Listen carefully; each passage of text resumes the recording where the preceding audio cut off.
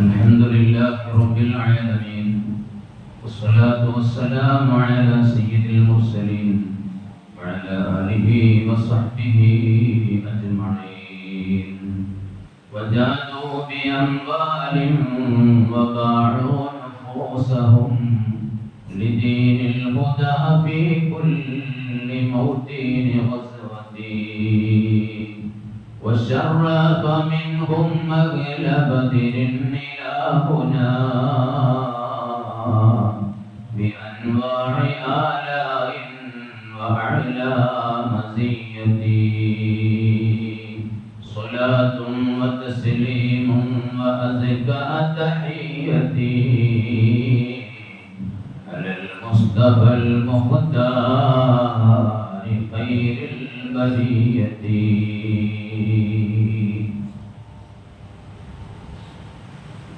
അല്ലാഹു സുബ്ഹാനഹു വ തആല ശ്രേഷ്ഠമായ ഈ വെള്ളിയാഴ്ച ദിവസത്തിൽ ജുമുഅ നിസ്കാരത്തിന് ശേഷം അല്ലാഹുവിന്റെ ഭവനത്തിൽ ഇത്തികാഫിന്റെ നിയ്യത്തോടു കൂടി അല്പസമയം നമ്മൾ ചെലവഴിക്കുന്നത് അല്ലാഹു പൊരുത്തപ്പെട്ട സ്വാലിഹായ വലിയ അമലായി നമ്മിൽ നിന്ന് കബൂലാക്കുമാറാവട്ടെ.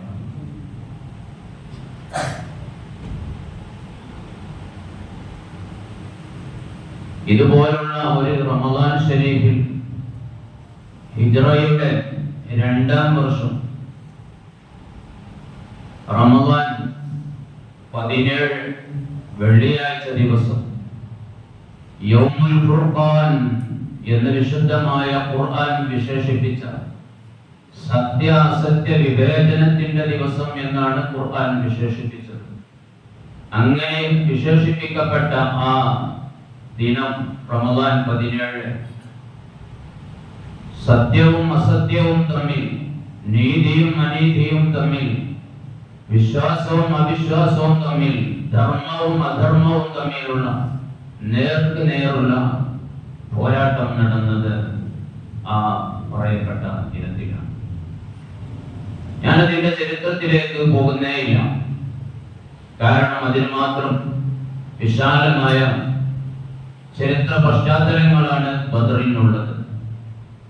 വിശുദ്ധമായ റമദാനിൽ അന്ന് നടന്ന ആ ബദർ സത്യവും അസത്യവും തമ്മിൽ വേർതിരിച്ച് നമുക്ക് കാണിച്ചു തന്ന ഇസ്ലാമിക ചരിത്രത്തിലെ നിർണായകമായ സംഭവമായി.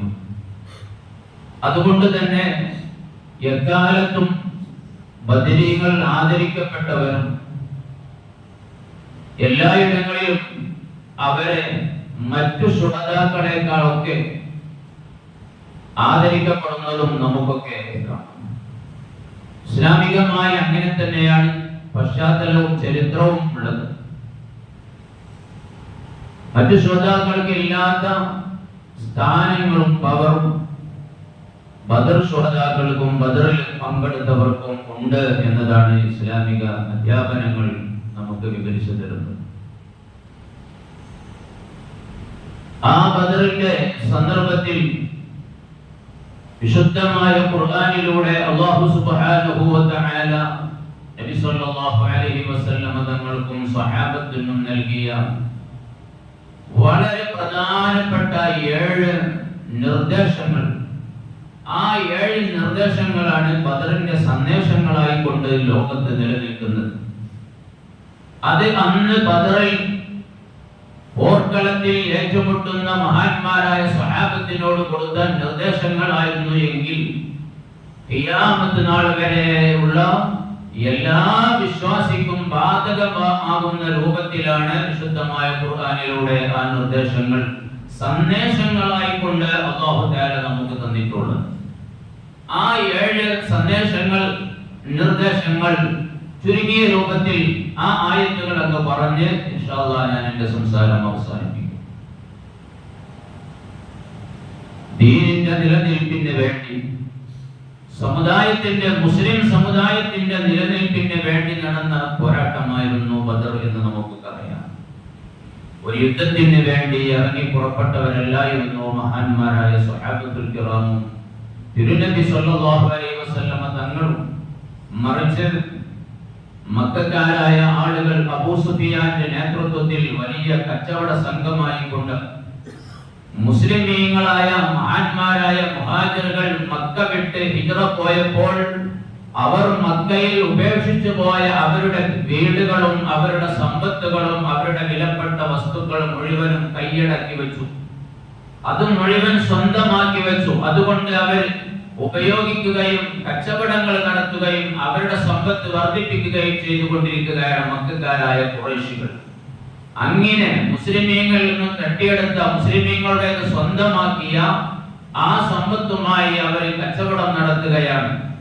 ആ സമ്പത്തുമായി കച്ചവടം സാധനങ്ങൾ വാങ്ങി ഷാമിൽ നിന്ന് തിരിച്ചു വരുന്ന വഴി അവരെ നേരിടാനും മുസ്ലിമീങ്ങൾക്ക് കൂടി അവകാശപ്പെട്ടതായ ധനം അവരിൽ നിന്ന് പിടിക്കാനും വേണ്ടി റസൂലുള്ളാഹി സ്വല്ലല്ലാഹു അലൈഹി വസല്ലമ തങ്ങൾ 313 സ്വഹാബികളെയുമായി, അതും നിരായുധരായ, ഒരിക്കലും ഏറ്റുമുട്ടൽ പ്രതീക്ഷയില്ലാതെ പുറപ്പെട്ടവരായതുകൊണ്ട് തന്നെ ആയുധങ്ങളാലും കരുതിയിട്ടില്ല. സ്വാഭാവികമായി അറബികളുടെ പക്കൽ ഉണ്ടാകുന്ന ചില ആയുധങ്ങൾ എന്നല്ലാതെ യുദ്ധത്തിനുള്ള ഒരു ഏറ്റുമുട്ടലിനുള്ള തയ്യാറെടുപ്പിൽ പോകുന്ന നിലക്കുള്ള ആയുധങ്ങളൊന്നും അവരുടെ പക്കലില്ല. വാഹനങ്ങളും വേണ്ട രൂപത്തിലില്ല, ആയുധങ്ങളുമില്ല, ആൾബലവുമില്ല. വെറും 313 പേർ. പക്ഷേ റസൂലുള്ളാഹി സ്വല്ലല്ലാഹു അലൈഹി വസല്ലമ തങ്ങളും മഹാന്മാരായ സ്വഹാബത്തും ഈ അബൂ സുഫിയാന്റെ നേതൃത്വത്തിലുള്ള കച്ചവട സംഘത്തെ തടയാൻ വേണ്ടി പുറപ്പെട്ടു. വിവരം അബൂ സുഫിയാന് ലഭിച്ചു. വഴിമാറി അബൂ സുഫിയാൻ മക്കയിലേക്ക് രക്ഷപ്പെട്ടു.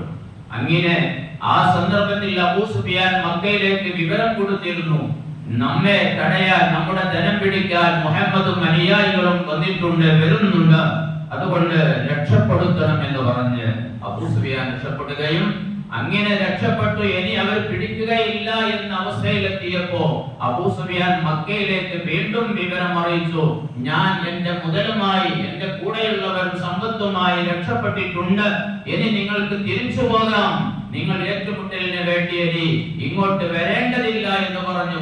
പക്ഷേ അപ്പോഴേക്ക് അബൂജഹലിന്റെ നേതൃത്വത്തിൽ 1000 പേരും എല്ലാവിധ സജ്ജീകരണങ്ങളോടുകൂടെ സർവായുധ സജ്ജരായി പരിപൂർണമായ തുടർച്ച നീക്കലിന് വേണ്ടി മാത്രം അങ്ങേയറ്റത്തെ ആർഭാടങ്ങളോടുകൂടെ ആഘോഷങ്ങളോടുകൂടെ അവർ പുറപ്പെട്ടു കഴിഞ്ഞിരുന്നു. അബൂ സുഫിയാൻ പറഞ്ഞു, നിങ്ങൾ തിരിച്ചു പോയിക്കോളൂ, ഇനി ഇതിന്റെ ആവശ്യമില്ല. പക്ഷേ അബൂജഹൽ അവന്റെ ധിക്കാരം കൊണ്ട് പറഞ്ഞു, ഞങ്ങളൊരു വഴിക്ക് ഇറങ്ങിയാൽ പിന്നീട് വെറുതെ തിരിച്ചു പോകുന്ന സ്വഭാവമില്ല. അവിടെ പോയി ചില കാഴ്ചകളൊക്കെ കാണിച്ചിട്ട് മാത്രമേ ഞങ്ങൾക്ക് മടക്കമുള്ളൂ എന്ന് ധിക്കാര സ്വരത്തിൽ അബൂജഹൽ പ്രഖ്യാപിച്ചു. ആളുകളെയുമായി പുറപ്പെട്ടു. പക്ഷേ അല്ലാഹുവിന്റെ തീരുമാനപ്രകാരം അത് അവരുടെ അന്ത്യത്തിന് വേണ്ടിയായിരുന്നു, പരാജയത്തിന് വേണ്ടിയായിരുന്നു. അവിശ്വാസത്തിന്റെയും അധർമ്മത്തിന്റെയും ധിക്കാരത്തിന്റെയും പരാജയത്തിന് വേണ്ടിയായിരുന്നു അബൂജഹലിന്റെ നേതൃത്വത്തിലുള്ള ആ പുറപ്പാട്. അല്ലാഹുവിന്റെ തീരുമാനം അങ്ങനെയാണ്. അങ്ങനെ റസൂലുള്ളാഹി സ്വല്ലല്ലാഹു അലൈഹി വസല്ലം തങ്ങളും സ്വഹാബത്തും ഈ കഥ അറിയുകയാണ്. മക്ക മുഴുവൻ ഇതാ ഇറങ്ങി പുറപ്പെട്ടു വരുന്നുണ്ട് നമ്മെ നേരിടാൻ. റസൂലുള്ളാഹി സ്വല്ലല്ലാഹു അലൈഹി വസല്ലം തങ്ങൾ മഹാന്മാരായ സ്വഹാബത്തിനോട് ചോദിക്കുകയാണ്, അഭിപ്രായങ്ങൾ ആരായുകയാണ്, എന്ത് ചെയ്യണം നമ്മൾ? മഹാന്മാരായ മുഹാജിറുകൾ ആദ്യം അഭിപ്രായം പറഞ്ഞു. മദിയാകാതെ റസൂലുള്ളാഹി തങ്ങൾ അവർക്കും നബി തങ്ങൾക്കും സഹാബത്തിനും അഭയം നൽകിയ മക്കക്കാരായ അൻസാരികളെ ഉദ്ദേശിച്ചുകൊണ്ട് റസൂലുള്ളാഹി തങ്ങൾ വീണ്ടും അഭിപ്രായം ആരാഞ്ഞപ്പോൾ അവർ പറഞ്ഞു, നബിയേ, നിങ്ങൾ ഞങ്ങൾക്ക് നേതൃത്വം വഹിക്കുന്ന കാലത്തോളം അങ്ങയുടെ പിന്നിൽ അടിയുറച്ചു നിന്നുകൊണ്ട് ഒരു അണുവളവ് പുറകോട്ട് പിൻവലിയാതെ ഞങ്ങൾ അങ്ങയോടൊപ്പം ഉണ്ടാകും നബിയെ. മൂസാ നബിയോട് അനുയായികൾ പറഞ്ഞ പോലെയുള്ള പറച്ചിലൊന്നും ഞങ്ങളുടെ ഭാഗത്തുനിന്ന് ഉണ്ടാകൂല എന്നുള്ള ആ ഒരു ധൈര്യത്തിന്റെ വാക്കുകൾ നൽകിയപ്പോ മഹാനായ റസൂലുള്ളാഹി തങ്ങൾ പറഞ്ഞു, എങ്കിൽ നമുക്ക് പോരാടേണ്ടി വരും, നമുക്ക് നേരിടേണ്ടി വരും. മഹാന്മാരായ സ്വഹാബത്തിന് ഭയമില്ല, മഹാന്മാരായ സ്വഹാബത്തിന് പതറലില്ല, ഭീരുത്വമില്ല, ബേജാറില്ല. കാരണം എന്തേ? മുന്നിൽ നിൽക്കുന്നത് സയ്യിദുനാ റസൂലുള്ളാഹി സ്വല്ലല്ലാഹു അലൈഹി വസല്ലം തങ്ങളാണ്. അതുകൊണ്ട് തന്നെ പരാജയം നേരിടേണ്ടി വരികയില്ല എന്ന പൂർണ്ണമായ ബോധ്യവും ഉറപ്പും മഹാന്മാരായ സ്വഹാബത്തിനുണ്ടായിരുന്നു. റസൂലുള്ളാഹി സ്വല്ലല്ലാഹു അലൈഹി വസല്ലം തങ്ങൾ ആ രാത്രിയിൽ, ബദർ നടക്കുന്ന രാത്രിയിൽ അല്ലാഹുവിന്റെ ഹബീബ് തങ്ങൾ അതാ കരഞ്ഞുകൊണ്ട് പ്രാർത്ഥനയിൽ മുഴുകുകയാണ്. നാളെ പകൽ, വെള്ളിയാഴ്ച പകൽ, റമദാൻ 17-ന് ഈ പോരാട്ടം നടക്കാനുള്ളതാണ്.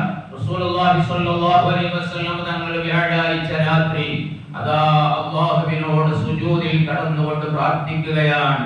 വിജയം അല്ലാഹു തരും, പക്ഷേ എങ്കിലും വിജയം ഉറപ്പാണെങ്കിലും അല്ലാഹുവിനോട് പ്രാർത്ഥിക്കണം, ധാരാളമായി പ്രാർത്ഥിക്കണം എന്ന വലിയ സന്ദേശം നമുക്കതിലുണ്ട്. എത്ര വിജയ സാധ്യത നമുക്ക് കൂടുതലായി കാണുന്നുണ്ടെങ്കിലും പ്രാർത്ഥന കൈവടിയാൻ പാടില്ല.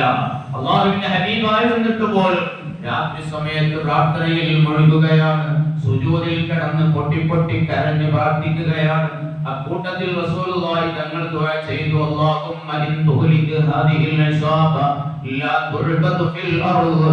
അല്ലാഹുവേ, ഈ കൊച്ചു സംഘം ഇവിടെ ഇല്ലാതെയായാൽ, ഈ കൊച്ചു സംഘം നാളത്തെ പോരാട്ടത്തിൽ നശിച്ച് ഇല്ലാതെയായാൽ ഭൂമുഖത്തിൽ നിന്നെ ആരാധിക്കപ്പെടുകയില്ല അല്ലാഹ്. പിന്നെ ഭൂമുഖത്തിൽ നിന്നെ ആരാധിക്കപ്പെടുന്ന വിഭാഗം ആളുകൾ ഇല്ലാതെയാകും. അതുകൊണ്ട് ഞങ്ങൾക്ക് രക്ഷ തരണം അല്ലാഹ്. റസൂലുള്ളാഹി തങ്ങളുടെ പ്രാർത്ഥന അല്ലാഹു തആല സ്വീകരിച്ചു. അല്ലാഹു തആല നിർദ്ദേശങ്ങൾ നൽകുകയാണ്. നേരത്തെ ഞാൻ പറഞ്ഞ 7 നിർദ്ദേശങ്ങൾ എന്തായിരുന്നു അത്? യാ അയ്യുഹല്ലദീന ആമനൂ ഇദാ ലഖീതും ഫിയതൻ ഫത്ബുതൂ. സത്യവിശ്വാസികളെ, നിങ്ങൾ ശത്രുപക്ഷത്തെ നേരിടേണ്ടി വന്നാൽ, ശത്രുപക്ഷത്തെ നിങ്ങൾ അഭിമുഖീകരിക്കേണ്ടി വന്നാൽ, നിങ്ങൾ ഉറച്ചു നിൽക്കണം, സ്ഥിരതയോടുകൂടെ നിൽക്കണം. നിങ്ങൾ പതറിപ്പോകരുത്, നിങ്ങൾ ഒരിക്കലും പുറകോട്ടടിക്കരുത്, പിന്തിരിയരുത്. മഹാനായ റസൂലുള്ളാഹി സ്വല്ലല്ലാഹു അലൈഹി വസല്ലം തങ്ങൾ ഒന്നാമത്തെ നിർദ്ദേശം മഹാന്മാരായ സ്വഹാബത്തിന് ഓതി കേൾപ്പിച്ചു. ശത്രുവിന്റെ കൂടെ ചേർന്ന് സമുദായത്തെ ഭിന്നിപ്പിക്കാൻ പാടില്ല എന്ന വലിയ നിർദ്ദേശം ഇതിലുണ്ട്. അതേപോലെ അല്ലാഹുവിന്റെ ഖദർ ഖലായിൽ വിശ്വസിക്കുന്ന ഒരു മുഅ്മിനായ മുസ്ലിമായ മനുഷ്യൻ അവൻ ഉറപ്പിക്കുന്നു, അല്ലാഹുവിന്റെ സഹായം കൂടെയുണ്ടെങ്കിൽ ഒരിക്കലും പരാജയം നേരിടേണ്ടി വരികയില്ല. അതുകൊണ്ട് അല്ലാഹു നൽകുന്ന നിർദ്ദേശം സ്വീകരിച്ചാൽ ഒരിക്കലും പരാജയപ്പെടേണ്ടി വരികയില്ല എന്നിങ്ങനെയുള്ള വലിയ ഒരുപാട് വിശദീകരണങ്ങൾ മഹാന്മാരായ മുഫസ്സിറുകൾ ഇതിന് നൽകുന്നുണ്ട്. സത്യവിശ്വാസികളെ, നിങ്ങൾ ശത്രുവിനെ നാളെ പകൽ നേരിടേണ്ടി വരുമ്പോൾ നിങ്ങൾ ഉറച്ചു നിൽക്കണം, പതറിപ്പോകരുത്.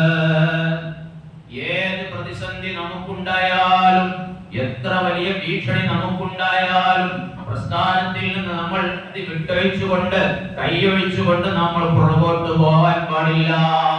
ഖിയാമത്ത് നാൾ വരെയുള്ള ഓരോ മുസ്ലിമും ശ്രദ്ധിക്കേണ്ട കാര്യമാണത്. പലതരത്തിലുള്ള വെല്ലുവിളികളും മതത്തിന് നേരെയും മതവിശ്വാസികൾക്ക് നേരെയും മതചിഹ്നങ്ങൾക്ക് നേരെയും ഒക്കെ ഉണ്ടാകും. അപ്പോഴൊന്നും ഞാൻ ഇനി ഇത് മതിയാക്കി എന്ന് പറഞ്ഞ് തീരുമാനിക്കാനോ ചിന്തിക്കാനോ പ്രവർത്തിക്കാനോ പാടില്ല.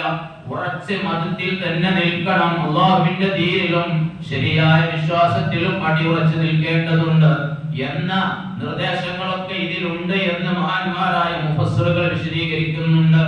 രണ്ടാമതായി റസൂലുള്ളാഹി തങ്ങൾ അല്ലാഹുവിന്റെ നിർദ്ദേശം, അതായത് ബദറിന്റെ സന്ദേശം നൽകുകയാണ്. വദ്കുറുല്ലാഹ കതീറൻ ലഅല്ലകും തുഫ്ലിഹൂൻ. നാളെ നിങ്ങൾ ശത്രുക്കളുമായി ഇവിടെ നേരിടുകയാണ്. ആ സമയത്ത് നിങ്ങൾക്ക് വിജയം ലഭിക്കാൻ വദ്കുറുല്ലാഹ കതീറാ, നിങ്ങൾ ധാരാളമായി അല്ലാഹുവിന്റെ ദിക്ർ ചൊല്ലിക്കോളൂ. പ്രതിസന്ധി നേരത്തെ ദിക്റൊക്കെ കൈയൊഴിക്കുകയല്ല വേണ്ടത്.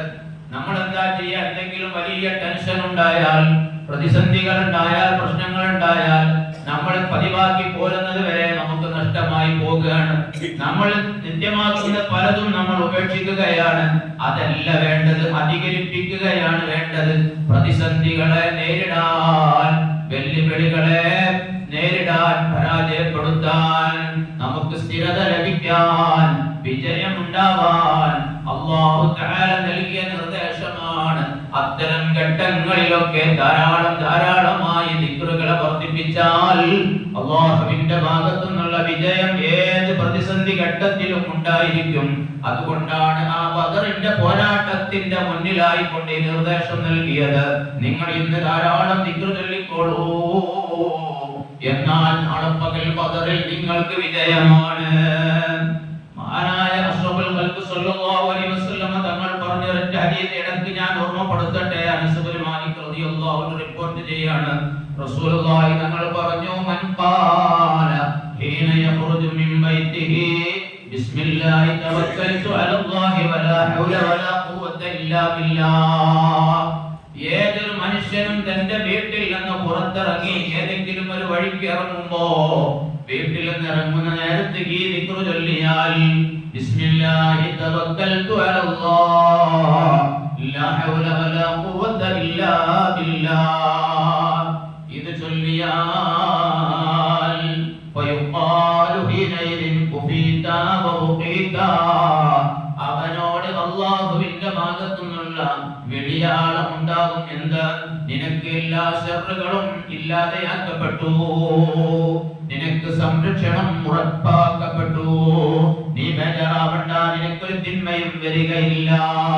നീ ഭയപ്പെടുന്ന എല്ലാ തിന്മകളെ തൊട്ടും നിനക്ക് കാവലായത്, എല്ലാ ശർറുകളെ തൊട്ടും നിനക്ക് രക്ഷയായത് എന്ന് അവനോട് അല്ലാഹുവിന്റെ ഭാഗത്തുനിന്ന് പറയപ്പെടും. മാത്രമല്ല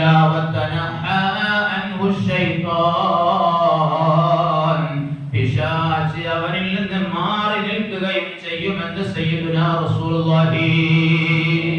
നമ്മെ ഏറ്റവും വലിയ വഴിമുടക്കുന്ന ആൾ പിശാചല്ലേ. ഏത് സൽപാന്താവിൽ നിന്നും സൽപ്രവർത്തനങ്ങളിൽ നിന്നും നല്ല ചിന്തകളിൽ നിന്നൊക്കെ നമ്മെ വഴി തടയുന്നത് പിശാചാണ്. ആ പിശാച് നമ്മിലേക്ക് അടുക്കുകയില്ല, പിശാച് മാറി നിൽക്കുമെന്ന് ഹബീബുനാ റസൂലുള്ളാഹി. അതുകൊണ്ട് എപ്പോ നമ്മൾ വഴിക്ക് ഇറങ്ങുമ്പോഴും ബിസ്മില്ലാഹ് തവക്കൽതു അലല്ലാഹ് വലാ ഹൗല വലാ ഖുവത ഇല്ലാ ബില്ലാഹ് എന്ന് പതിവാക്കാൻ നമ്മൾ മറന്നുപോകരുത്. ഇത് ഞാൻ എടുത്തു പറഞ്ഞത് എന്തിനാണ്?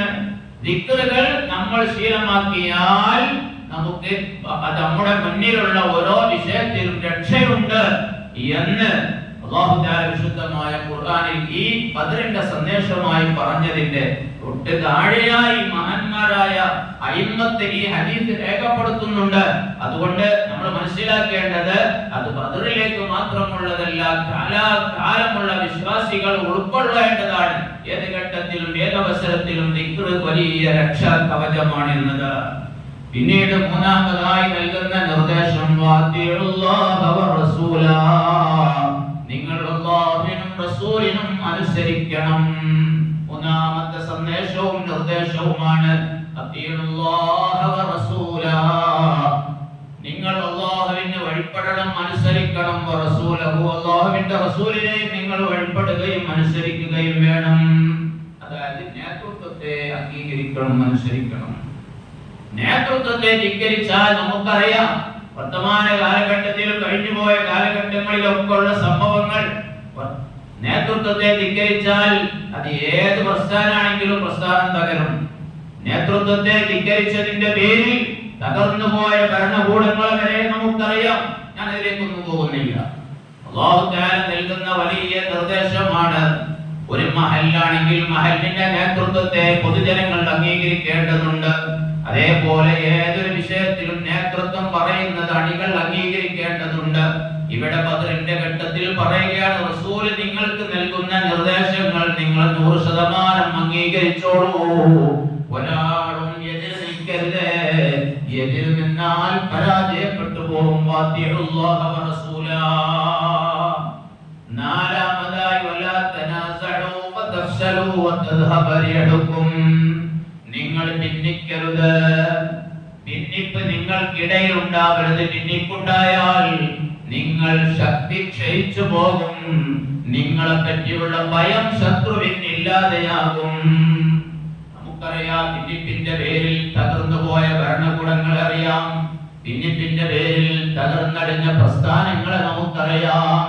ഒരുപാട് അതുമായി ബന്ധപ്പെട്ട ഒരുപാട് സംഭവങ്ങൾ നമുക്ക് ഓരോരുത്തർക്കും പറയാറുണ്ടാകും. അത് എക്കാലത്തുമുള്ള കാര്യം തന്നെയാണ്. ഭിന്നിച്ചാൽ എന്താണെങ്കിലും ഭിന്നിപ്പുണ്ടായാൽ അത് തകരുകയാണ്. ഒരു കുടുംബത്തിൽ ഭിന്നിപ്പുണ്ടായാൽ, ഒരു വീട്ടിനകത്ത് വീട്ടിലെ അംഗങ്ങൾക്കിടയിൽ ഭിന്നിപ്പുണ്ടായാൽ ആ കുടുംബം തകരുമെന്ന് നമുക്കറിയാലോ. എന്നാൽ ഇതുപോലെയാണ് എല്ലാ വിഷയത്തിലും ഉള്ളത്. അല്ലാഹുവിന്റെ ദീനിന്റെ കാര്യത്തിലും അത് തന്നെയാണ്. വലാ തനാസഉ ഫതഫ്ശലൂ വതദ്ഹബ റീഹുകും. അല്ലാഹു നാലാമതായി നൽകുന്ന നിർദ്ദേശമാണ്, നിങ്ങൾ ആരും ഭിന്നിക്കരുത്. അത് ബദറിൽ അവിടെ പറഞ്ഞതാണെങ്കിലും കാലാകാലമുള്ള വിശ്വാസി മുഴുവൻ അംഗീകരിക്കേണ്ടതും പാലിക്കേണ്ടതുമാണ്. ഭിന്നിച്ചാൽ നിങ്ങൾ ശക്തി ക്ഷയിച്ചു പോവുകയും മറ്റുള്ളവർക്ക് നിങ്ങളെ പറ്റിയുള്ള ഭയം ഇല്ലാതെയാവുകയും ബഹുമാനം അംഗീകാരമൊക്കെ ഇല്ലാതെയാകുകയും ചെയ്യുമെന്ന് നമുക്ക് ഓരോരുത്തർക്കും അറിയാം. അഞ്ചാമതായി നൽകുന്ന നിർദ്ദേശം വസ്ബിറൂ ഇന്നല്ലാഹ മഅസ്സാബിരീൻ. നാളെ ശക്തമായ പോരാട്ടം നിങ്ങൾ പങ്കെടുക്കാനുള്ളതാണ്. നിങ്ങൾ ശക്തമായ പോരാട്ടത്തിൽ നേരിടാനുള്ളവരാണ്. വലിയ അക്രമങ്ങളും വലിയ പ്രതിസന്ധികളും നിങ്ങൾക്കുണ്ടാകും. എന്ത് നിങ്ങൾ നേരിടേണ്ടി വന്നാലും വസ്ബിറൂ, നിങ്ങൾ ക്ഷമ കൈക്കൊള്ളണേ. വസ്ബിറൂ, നിങ്ങൾ ക്ഷമിക്കണേ. എന്നാൽ ഇന്നല്ലാഹ മഅസ്സാബിരീൻ, ക്ഷമിക്കുന്നവരോടും കൂടെ അല്ലാഹുവിന്റെ സഹായം ഉണ്ടാകും. അല്ലാഹു തആല നൽകിയ അഞ്ചാമത്തെ നിർദ്ദേശമാണത്. ക്ഷമ. ഏത് വിഷയത്തിലും നമ്മൾ ക്ഷമ കൈക്കൊണ്ടോ അതിൽ നമുക്ക് വിജയമുണ്ടാകും. ക്ഷമിച്ചതിന്റെ പേരിൽ ഒരാൾക്ക് പരാജയം നേരിടേണ്ടി വന്നിട്ടില്ല. ഞാൻ അന്ന് ക്ഷമിച്ചത് കൊണ്ടാണ് എനിക്കിതൊക്കെ പരാജയം ഉണ്ടായത് എന്ന് ഒരാൾക്കും പറയേണ്ടി വന്നിട്ടില്ല. തൽക്കാലം ചില വിഷയത്തിലൊക്കെ തോന്നുമെങ്കിലും ആ ക്ഷമിച്ചതിന്റെ ഫലം ഭാവിയിൽ വരും ദിവസങ്ങളിൽ അവന് വ്യക്തമായി ബോധ്യപ്പെടും. അത് വളരെ വലിയൊരു യാഥാർത്ഥ്യമാണ്. വിശദീകരിക്കേണ്ട സംഗതിയാണ്. ഞാൻ ആറാമതായി അല്ലാഹു തആല പറയുന്നത് വലാ തകൂനൂ കല്ലദീന ഖറജൂ മിൻ ദിയാരിഹിം ബതറൻ വരിആഅന്നാസ്. മക്കയിൽ നിന്ന് പുറപ്പെട്ട അബൂജഹലിന്റെ നേതൃത്വത്തിൽ വരുന്ന ആ ആളുകളെ സംബന്ധിച്ച് അല്ലാഹു തആല പറഞ്ഞതാണ്, വലാ തകൂനൂ, നിങ്ങൾ ആകല്ല, കല്ലദീന, ഒരു കൂട്ടം ആളുകളെ പോലെയാകല്ല, ഖറജൂ മിൻ ദിയാരിഹിം, അവരുടെ വീടുകളിൽ നിന്ന്, നാട്ടിൽ നിന്ന് അവരിതാ പുറപ്പെട്ടിരിക്കുന്നു. ബതറൻ വരിആഅ, വലിയ ധിക്കാരം കാണിച്ചുകൊണ്ട്, വലിയ അഹങ്കാരികളായിക്കൊണ്ട് അവരിതാ പുറപ്പെട്ടിരിക്കുന്നു നിങ്ങൾക്കെതിരിൽ. ഒരിക്കലും ഒരു വിശ്വാസി അവരെ പോലെ ധിക്കാരവും അഹങ്കാരവും പൊങ്ങച്ചവും ഉള്ളവരാകരുത്. ജനങ്ങളെ കാണിക്കാൻ വേണ്ടിയുമാണ് അവർ വരുന്നത്. അബൂജഹൽ പറഞ്ഞിരുന്നു, തസ്മഉ ബിനൽ അറബ്, ഞങ്ങൾ അവിടെ പോയി മുഹമ്മദിനെയും അനുയായികളെയും എന്ത് ചെയ്യുമെന്ന് അറബ് ലോകം കേൾക്കട്ടെ, അറബ് ലോകം അറിയട്ടെ, ഞങ്ങൾ അവിടെ നാളെ കാണിക്കാൻ പോകുന്നത് ലോകം അറിയട്ടെ എന്ന് അബൂജഹൽ പറഞ്ഞിരുന്നു. അതിന് മറുപടിയായി കൊണ്ടുകൂടിയാണ് അല്ലാഹു തആല പറഞ്ഞത്, വരിആഅന്നാസ്, ജനങ്ങളെ കാണിക്കാൻ വേണ്ടി, ജനങ്ങളെ അറിയിക്കാൻ വേണ്ടി പുറപ്പെട്ട വിഭാഗം ആളുകളെ പോലെ നിങ്ങൾ ആവരുത്. വയസുദ്ദൂന അൻ സബീലില്ലാഹ്, അല്ലാഹുവിന്റെ മാർഗ്ഗത്തെ തൊട്ട് അവർ ജനങ്ങളെ തടയുന്നു. അവരെ പോലെ നിങ്ങൾ ആവരുത്. വല്ലാഹു ബിമാ യഅമലൂന മുഹീത്, അവരുടെ എല്ലാ പ്രവർത്തനങ്ങളെയും അല്ലാഹു വളരെ വ്യക്തമായി അറിയുന്നവനാണ്. ധിക്കാരം ഉണ്ടായാൽ അത് കുഫറിലേക്ക് എത്തിക്കും മനുഷ്യനെ. അഹങ്കാരം മനുഷ്യനെ കുഫറിലേക്ക് നയിക്കും. ഒരാൾക്ക് അഹങ്കാരം ഉണ്ടായാൽ ആ അഹങ്കാരം അത് മൂത്തു കഴിഞ്ഞാൽ അല്ലാഹുവിന്റെ ദീന് വരെ നഷ്ടപ്പെട്ടു പോകുന്ന, രിദ്ദത്ത് സംഭവിക്കുന്ന ഒരുപാട് സാഹചര്യങ്ങൾ ഉണ്ടാകും. ചരിത്രങ്ങളും വിഷയങ്ങളും ഒക്കെ ഒരുപാടുണ്ട്, അതിലേക്കൊന്നും പോകുന്നില്ല. അല്ലാഹു തആല ഇങ്ങനെ വലിയ നിർദ്ദേശങ്ങൾ നൽകി. ബദറിന്റെ സന്ദേശങ്ങളാണ് ഇത് പറഞ്ഞതെല്ലാം. മഹാന്മാരായ സ്വഹാബത്തുൽ കിറാം ഈ സന്ദേശങ്ങളൊക്കെ ഈ നിർദ്ദേശങ്ങളൊക്കെ റസൂലുള്ളാഹി തങ്ങളിൽ നിന്ന് കേട്ടു. അത് മുഴുവൻ ശിരസാ വഹിച്ചുകൊണ്ട് ഒരാളും ഇതിന് ഒരു അണുവളവ് പോലും എതിര് നിൽക്കാതെ എല്ലാവരും ഒരേ ഒരു വ്യക്തിയെ പോലെ 313 പേർ അണിയായി നിന്ന് അധർമ്മത്തിനെതിരെ പോരാടാൻ തയ്യാറായിരുന്നപ്പോൾ അല്ലാഹു തആല സഹായം നൽകി. അല്ലാഹു തആല എല്ലാ നിലക്കും സഹായം നൽകി. അല്ലാഹു അവന്റെ പ്രത്യേക സേനയെ ഇറക്കിക്കൊണ്ട് മലക്കുകളെ ഇറക്കിക്കൊണ്ട് വരെ സഹായം നൽകി. വഗ്രിബൂ മിൻഹും കുല്ല ബനാൻ വഗ്രിബൂ ഫൗഖൽ അനാഖി വഗ്രിബൂ കുല്ല ബനാൻ. മലക്കുകൾക്ക് അല്ലാഹു തആല കൊടുത്ത നിർദ്ദേശം അതായിരുന്നു, നിങ്ങൾ ശത്രുക്കളുടെ പിരടിക്ക് മേലെയായി വെട്ടണം. അവരുടെ കൈ വിരലുകളും നിങ്ങൾ വെട്ടണം. വാള് പിടിക്കുന്ന കൈയിന്റെ വിരലുകൾ വെട്ടണം. ഇനി മേലിൽ വാള് പിടിക്കാൻ കഴിയരുത്. തല വെട്ടുന്നവരെ പിരടിക്ക് മേലെയായി വെട്ടണം. പിരടികൾക്ക് മേലെയായി നിങ്ങൾ അവരെ ശിരസ് വെട്ടണമെന്ന് മലക്കുകൾക്ക് അല്ലാഹു തആല നിർദ്ദേശം കൊടുത്തു. പറഞ്ഞതുപോലെ തന്നെ മലക്കുകളെ വെട്ടുകൊണ്ടവരൊക്കെ അങ്ങനെ തല പൊളിഞ്ഞവരായിട്ടാണ് അവിടെ ബദർക്കളത്തിൽ കാണപ്പെട്ടത്. വിരൽ തുമ്പുകൾ നഷ്ടപ്പെട്ട ഒരുപാട് ആളുകൾ അവർ മലക്കുകളുടെ വെട്ടുകൊണ്ടവരായിരുന്നു. ഈ മലക്കുകളുടെ ആഗമനവും മലക്കുകളുടെ മുഖേനയുള്ള അല്ലാഹുവിന്റെ സഹായവുമായി നിരായുധരായ മഹാന്മാരായ സ്വഹാബത്ത് 1000-ഓളം വരുന്ന ആ കുഫറിന്റെ നേതാക്കളെ പരാജയപ്പെടുത്തി ഒരുപാട് ഗനീമത്തുകൾ നേടി. ഒരുപാട് ആളുകൾ 70-ഓളം ആളുകൾ അവരുടെ ഭാഗത്തു നിന്നും മരിച്ചു. അതേ സമയത്ത് 14 പേര് മാത്രമാണ് മുസ്ലിമീങ്ങളുടെ ഭാഗത്തു നിന്ന് ഷഹീദായത്. അവിടെ ആയുധവും ആൾബലവും ഒക്കെ പരാജയപ്പെട്ടു. ഈമാനും ഇഖ്ലാസും വിജയിച്ചു. എന്തുകൊണ്ടാണ് ഈമാനിനും ഇഖ്ലാസിനും വിജയം കിട്ടിയത്? ഈ പറഞ്ഞ നിർദ്ദേശങ്ങളൊക്കെ മഹാന്മാരായ സ്വഹാബത്ത് അംഗീകരിച്ചത് കൊണ്ടാണ്. വിശ്വാസത്തിൽ ഉറച്ചു നിന്നത് കൊണ്ടാണ്. ഒരാൾക്കും ഒരു അളവ് പോലും വ്യതിചലനമോ വ്യതിയാനമോ വിശ്വാസത്തിലെ ദൗർബല്യമോ ഒരാൾക്കും ഇല്ലാതെ 100% 313 പേരും വിശ്വാസത്തിന്റെ 100% മാറ്റുള്ളവരായിരുന്നു. അതുകൊണ്ട് തന്നെയാണ് ബദരീങ്ങൾ എക്കാലത്തും ശ്രദ്ധേയരാണ്. എക്കാലത്തും എല്ലാ ശുഹദാക്കളെക്കാളും ആദരണീയരാണ്, ഉന്നത സ്ഥാനമുള്ളവരാണെന്ന് ഞാൻ നേരത്തെ പറഞ്ഞത്. അതുകൊണ്ട് മഹാന്മാരായ ആ ബദരീങ്ങളെ നമ്മൾ അനുസ്മരിച്ചാൽ അത് മുഖേന നമുക്ക് വലിയ വിജയമുണ്ടാകും. ഒരുപാട് വിഷയങ്ങൾ അതുമായി പറയാനുണ്ട്, ഇപ്പോൾ അതിലേക്ക് കടക്കുന്നില്ല. അതുകൊണ്ട് പ്രിയമുള്ളവരെ, മഹാന്മാരായ ബദരീങ്ങളെ അനുസ്മരിക്കുക എന്നത് നമ്മുടെ ദീനിന്റെ ഭാഗമാണ്. റസൂലുള്ളാഹി സ്വല്ലല്ലാഹു അലൈഹി വസല്ലം തങ്ങൾ പറഞ്ഞതും അംഗീകാരം നൽകിയതുമായ വിഷയങ്ങളാണ്. അല്ലാഹുവിന്റെ റസൂൽ പറഞ്ഞില്ലേ, ഉദ്കുറൂ മഹാസിന മൗതാകും, നിങ്ങളിൽ നിന്ന് മരണപ്പെട്ടു പോയവരുടെ നന്മകൾ നിങ്ങൾ പറഞ്ഞോളൂ എന്ന്. കേവലം സാധാരണക്കാരായ നല്ല ആളുകളൊക്കെ മരിച്ചാൽ അവരുടെ പല നന്മകളും നമുക്ക് കാണും. അതിനെ വെട്ടിപ്പറ്റി വരെ റസൂലുള്ളാഹി തങ്ങൾ നിങ്ങളിങ്ങനെ പറഞ്ഞോളൂ എന്ന് പറഞ്ഞപ്പോ പിന്നെ ബദരീങ്ങളുടെ കാര്യത്തിൽ നമുക്ക് പറയേണ്ടതുണ്ടോ? മഹാന്മാരായ ബദരീങ്ങളുടെ അസ്മാകൾ നമ്മൾ ഉച്ചരിച്ചാൽ തന്നെ നമ്മുടെ കാര്യങ്ങൾ നേടാൻ അത് കാരണമാണ്. പ്രയാസങ്ങൾ നീങ്ങാൻ കാരണമാണ്. രോഗങ്ങൾ ക്ഷമിക്കാൻ, ബലാലുകൾ നീങ്ങിക്കിട്ടാൻ അത് കാരണമാണ്. അസ്മാഉഹും കഹുൽ വറാ വസലാമതു മിൻ കുല്ലി ദാഹിയത്തിൻ വമിമ്മാ യഖ്ദുറൂ. അതാണ് ഈ പദ്യത്തിൽ പറഞ്ഞത്. എത്ര അത്ഭുത സംഭവങ്ങളാണ് ചരിത്രങ്ങളിൽ രേഖപ്പെടുത്തപ്പെട്ടത്. കമ്മിൻ ഖവാരിഖിയ കമ്മിൻ ഖവാരിഖി ആദത്തിൻ വഅജായിബി മിൻ ഇൻദി ദിക്രിഹിമി തജീഉ വതസ്തുറൂ. അവരെ നാം ഉച്ചരിച്ചതിന്റെ പേരിൽ പതിവിന് വിപരീതമായ എത്ര അത്ഭുതങ്ങൾ ഉണ്ടായിട്ടുണ്ട്. എത്ര വലിയ ഗുണങ്ങൾ നമുക്ക് നേടാൻ സാധ്യമായിട്ടുണ്ട്.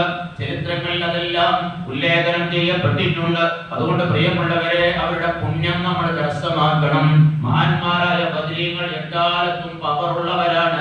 അവരെ പറ്റി റസൂലുള്ളാഹി തങ്ങൾ പറഞ്ഞ ഒറ്റ ഹദീസ് പറഞ്ഞ് ഞാൻ നിർത്തുകയാണ്. റസൂലുള്ളാഹി തങ്ങൾ പറഞ്ഞില്ലേ, ലഅല്ലല്ലാഹു തആല അഹ്ലി ബദർ ഫഖാല അഅമലൂ മാ ശിഅ്തും. ബദരീങ്ങളെ കൊണ്ട് അല്ലാഹു തആല പ്രത്യക്ഷപ്പെട്ടു. എന്നിട്ട് അല്ലാഹു തആല പറഞ്ഞു എന്ത്? ഇഅ്മലൂ മാ ശിഅ്തും, നിങ്ങൾ ഉദ്ദേശിച്ചത് ചെയ്തോളൂ.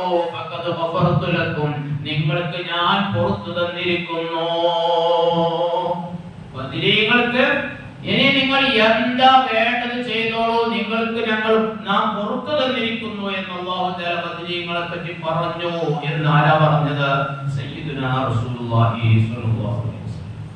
അപ്പോൾ പിന്നെ ബദരീങ്ങളെ പക്കത്ത് പിന്നെ എന്തെങ്കിലും ദോഷം ഉണ്ടായിട്ടുണ്ടോ? പിന്നെ എന്ന് പറയാൻ മുമ്പ് ഉണ്ടായിട്ടുണ്ടോ? മുസ്ലിം ആയതിനു ശേഷം ഈ പറഞ്ഞ ബദരീങ്ങളായ സഹാബികളിൽ നിന്ന് ബദർ യുദ്ധത്തിന് മുമ്പ് ഒരു ദോഷം ഉണ്ടായിട്ടില്ല. ചരിത്രം അത്ര ശുദ്ധരായിരുന്നു.